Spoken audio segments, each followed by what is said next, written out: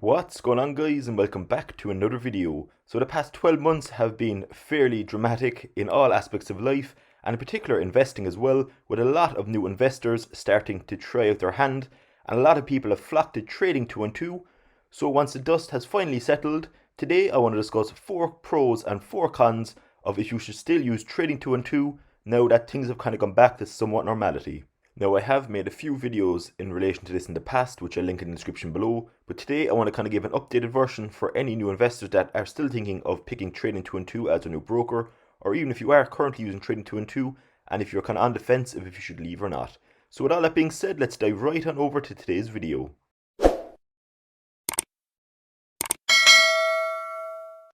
So here we are on Trading212. We can see on the left I have €8,767 invested, up 16.8% or €1,260.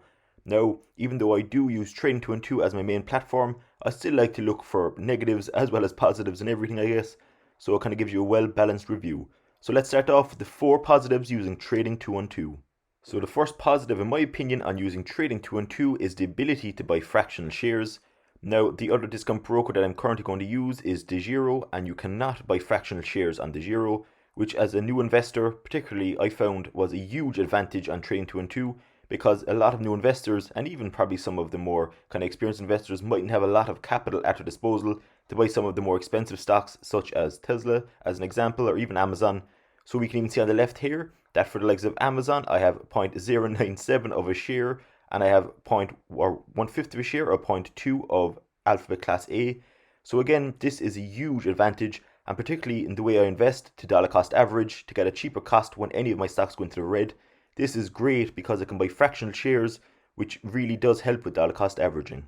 A prime example of this would be if you wanted to buy Amazon. Now, the normal average investor wouldn't have $3,360 to invest in one share of one company, particularly if you want to diversify across numerous companies. For example, I have 31 stocks/ETFs in my portfolio, and as a beginner investor, there's no hope that I could have bought one share of all 31, particularly when I have the likes of Amazon, which again is over $3,000 a share. So as an example here, even if you wanted to buy €1,000, which is still a lot for a new investor, you'd only get 0.35 of a share. So it does show the importance. Now you can even buy, let's say, €10 of the share, €5 of the share, etc. I'm just using 1,000 here as a prime example. So again, this is a huge benefit of using Trading212, being able to buy fractional shares. The second pro of using Trading212 is their pie feature. Now, if you've seen any of my prior videos, or even if you just look on the left here, you can see that I have a lot of different pies. Now, I created these manually, and I'm just kind of classifying these in terms of sectors. You could do this any way you want. You could even have, like, for example, a growth pie or a dividend pie. Now, you can use auto or manual investing within these pies, which both have great pros, which we'll have a look at now. So just as a very brief example, if you wanted to create a pie, you can literally just click create a pie on the drop out here on the left. You click add instruments.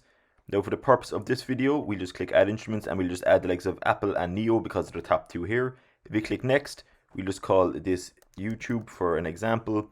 Now, you can change the average weightings for any of your instruments, but for this we'll just leave them at 50% each. Again, you can have as many stocks here or ETFs as you wish, as long as it's more than one, obviously, but you can put as many here as you want and adjust the weightings. Now, the weighting adjustments only make a difference if you want to auto invest. If you want to manually invest, you can still do this regardless, which I do in my own investing.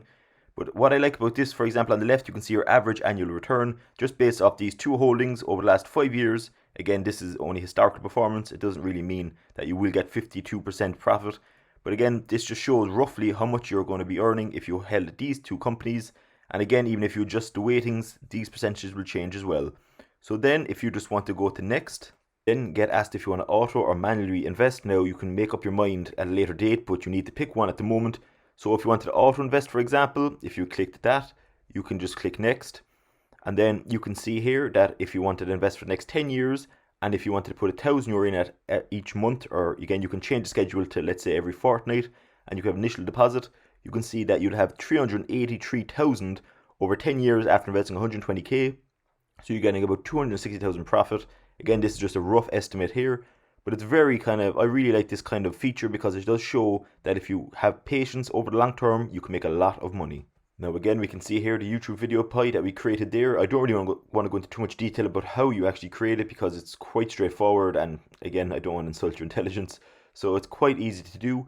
But what I like about this in the auto invest feature, if you do not want to have a hands-on approach, a lot of people kind of have busy lives outside of investing or they don't have the time, you could simply pick what stocks you want and you could have it come directly out of your bank account at any given time. For example, if you get paid on the 5th of every month, you could have a thing set up on your auto invest to take the money out, a certain amount that you'd wish to auto invest in.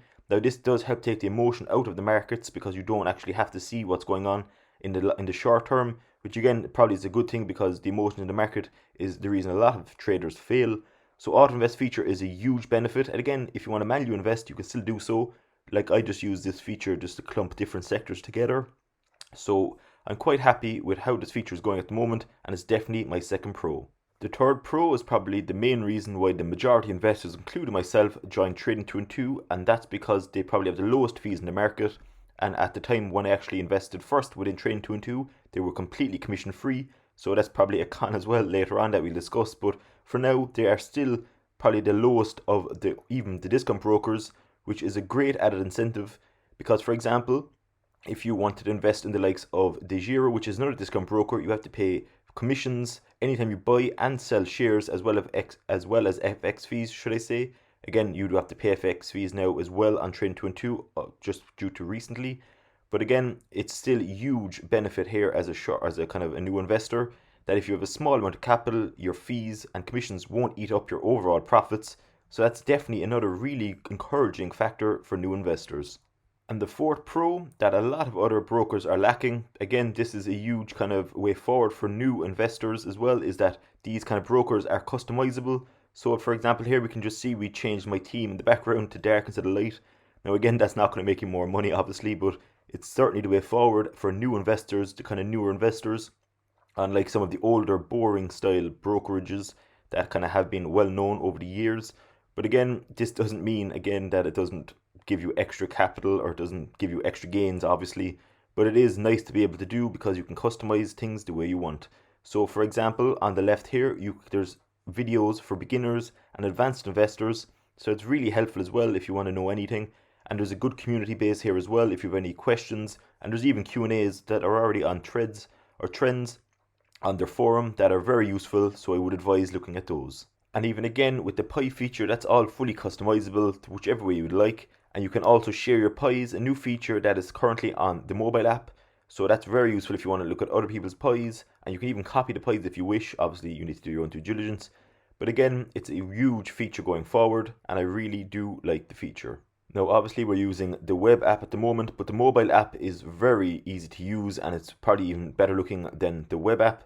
But it's what I really like, it's so easy to use, and you can literally trade for as little as £1 or €1 for any investments, which again is very handy for a new investor that if they just want to try it out. So again, this is a huge benefit of this overall Trading212 experience. Now let's look at the four cons. Now I just want to kind of stress as well that even though there is still four cons, it was probably hard enough to actually come up with four, and I do actually like using Trading212, but again there is cons nonetheless. And the first of these being the introduction to fees. Now the commission-free trading or the kind of cheap trades was one of my pros earlier, but there is, after coming in, new kind of fees since I started investing with Trading212. The first of these being a fee of 0.7% if you want instant deposit. Now we can see down below here that no fees until you deposit over €2,000, and this is only applies to credit cards and debit cards.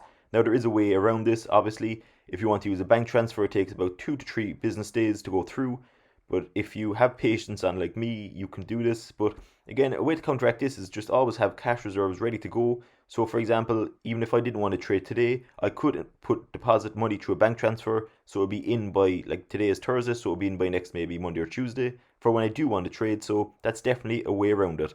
And the second new fee that's been introduced, now this is already on all brokers besides Trading212, but this was the FX fee of 0.15% when you trade outside of your own currency. So I'm in Ireland, so I'm using euro. So if I wanted to buy a GBP or USD based stock, I would have to pay that 0.15% FX fee. Now I do want to stress that even though there is this new instant deposit fee and FX fee, this is minute in comparison to other discount brokers even, and even the normal brokers, which charge sometimes about €5 per trade at least.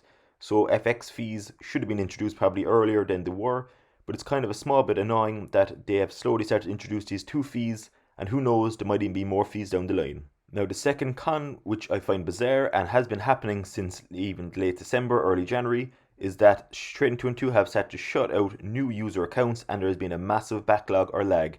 Now a lot of people have been asking me why this is the case, and there hasn't been a real definitive reason, bar that they have a lot of new kind of accounts to kind of look through, hence the lag. But again, for example, if you're a business, you need to get as many people in as possible. So, for example, if you were at a corner shop and there was a line out the door, you'd probably start to get like an extra person to start even kind of bagging the items, etc. And this is no different here because a lot of people that wanted to use Trading212 have moved away solely based on being frustrated due to the lag, and have moved to their competitors such as Freetrade, eToro, etc., and even the Giro that I use as well. But this kind of, there must be some reason in the background. Again, this is another point later on that I mention as the fourth con, but there must be something in the background here that is not right, because again, they could easily employ more people to kind of go through these new accounts to get them through faster. So it must be very frustrating for new investors.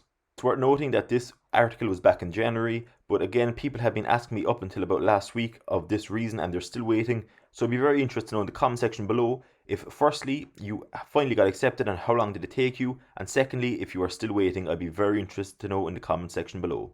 Now the third con is protection, and this kind of applies more to people outside of the UK. For example, Trading212 are regulated by the FCA, the Financial Conduct Authority, and also they're after introducing a new second password protection app as well, which, well, this is a few months old at this stage, but it is very useful here. However, the one thing that I have a con here outside of the UK is that UK investors are protected up to £85,000, which probably equates to about just under €100,000, or maybe a bit less. But if you're outside the UK, just like me, you're only protected up to €20,000. Now, obviously, that makes no difference to me at the moment, as we have less than 9,000 invested. But as time goes by and I get close to that 20,000 mark, it's going to be quite annoying to say, like, for example, if I have 30,000 invested, 10,000 of that is kind of completely unprotected, which is worrying in my opinion. And that's probably one of the main reasons why I started to use, or will start to use, the Giro as well going forward, is because once I start getting close to that 20,000 mark, I will start moving new capital into that other broker for this very reason. Well, obviously I know the reasons behind this as well is because of authorities and different regulatory bodies kind of protecting these accounts outside of the UK, hence why there's a difference in protection amounts.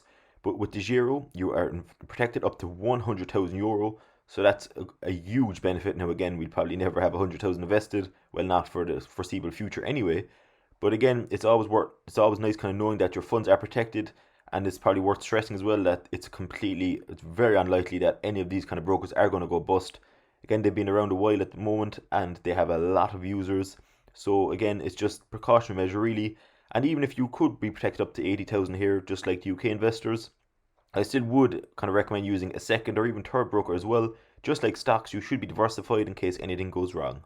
And the fourth con, and again now this was kind of hard to think of even 4 cons for this platform, but the fourth would be the unknown, which you could probably say about a lot of brokers, but with Trading212 in particular, because they don't really make a lot of money from their trading platform as such. They make most from the CFD account.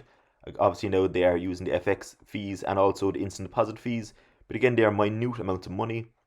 So you'd wonder down the line if their business model is feasible once kind of the dust settles, so to speak. But again, time will tell with that. And second of all as well, for example, what I mentioned earlier was the new investors being put on hold or a lag in setting up new accounts. You'd wonder if there was a reason behind this. For example, if they wanted to introduce new fees or new kind of aspects of their platform before signing up these members, so the members would have to agree to these terms before signing up. Or you'd wonder if there's something else in the background that we don't know. Again, time will probably tell with all of this, but overall, I wouldn't be too worried about any platform, particularly Trading212. But again, you always have to have it in the back of your mind that there is a possibility of the unknown. So that's it for today's video. I just wanted to give my brief update on 4 pros and 4 cons of using Trading212 and my honest opinion on this platform.